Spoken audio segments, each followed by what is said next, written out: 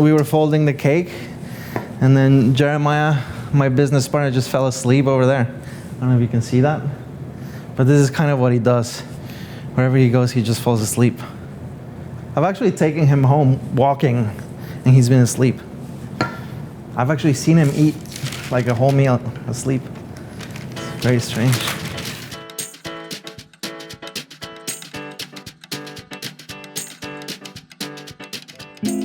I'm Fabián Von Hauske. I'm from Contra, Wildair, and Una Pizza Napoletana, and we're making tiramisu.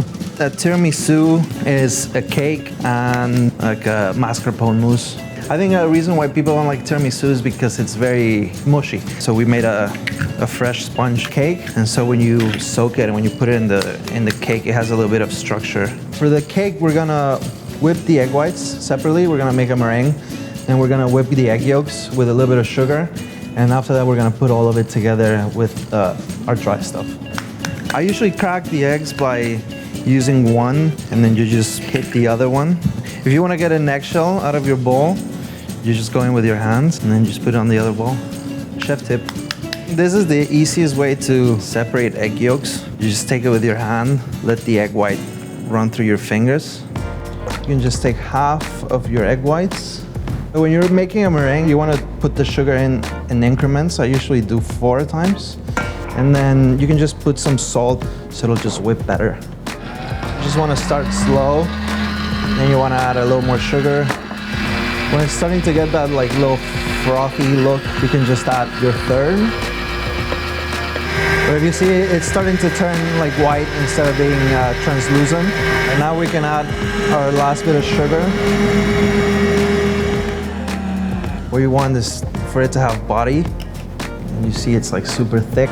So if it doesn't fall from the bowl, then you're fine. The egg yolks, basically the same thing. And with the egg yolks, you can just put all the sugar in at once. So in the meantime, while this is going, we can just add our cornstarch to our flour. And basically, you just want to put it through a sieve so there's not going to be lumps. So here you can see the egg yolks are a little bit airy and fluffy. You just want it to be a similar consistency so that when you mix it all together, it's just easier. So you want to take some of the meringue and just mix it with the egg yolks. And you can be quite aggressive. You're just adding extra egg into it. Grate 1 lemon. And then you just want to fold very carefully. Put some of your dry in here. You want to scrape the bowl and sort of just put it all in the middle. And it's fine if it looks lumpy at first. You'll just incorporate it as you go by. And so this is what it's supposed to look like. It's still quite airy. There's like flour in there, cornstarch, all the goodies. Pour some of this batter into the sheet tray.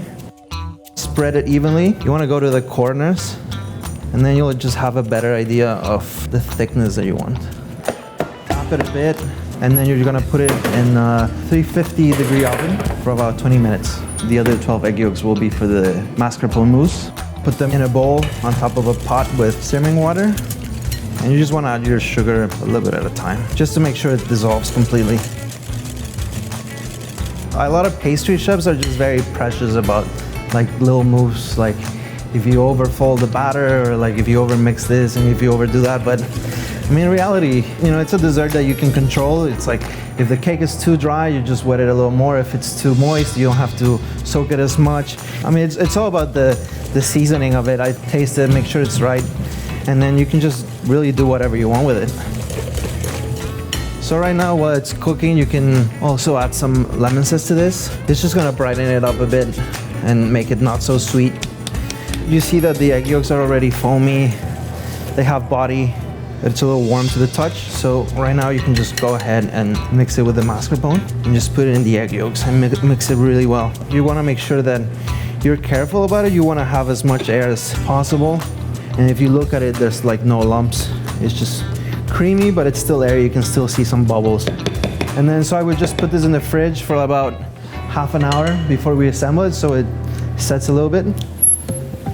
So after 20 minutes, you can just check the cake, and you see it's super fluffy, it's spongy, and it's not wet.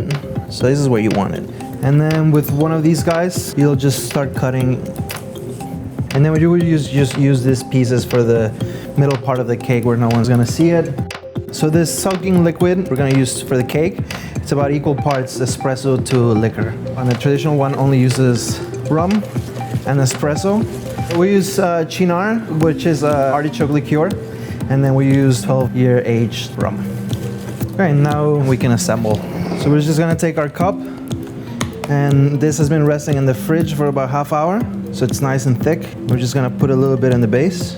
Take some of our cake, soak it real quickly. A little more of the cream. Another layer of cake. And then just on top, the last layer of cream. And you just wanna have enough to make sure that it covers the cake. As you see, this is like a looser tiramisu, so it's a little lighter. It's not set like a little cake. And so on top of that, we're just gonna put a little bit of cocoa powder. And then this is the one big difference that you'll have to come to the restaurants to try. So we make this caramel that brings that bitterness and the crunchy on top.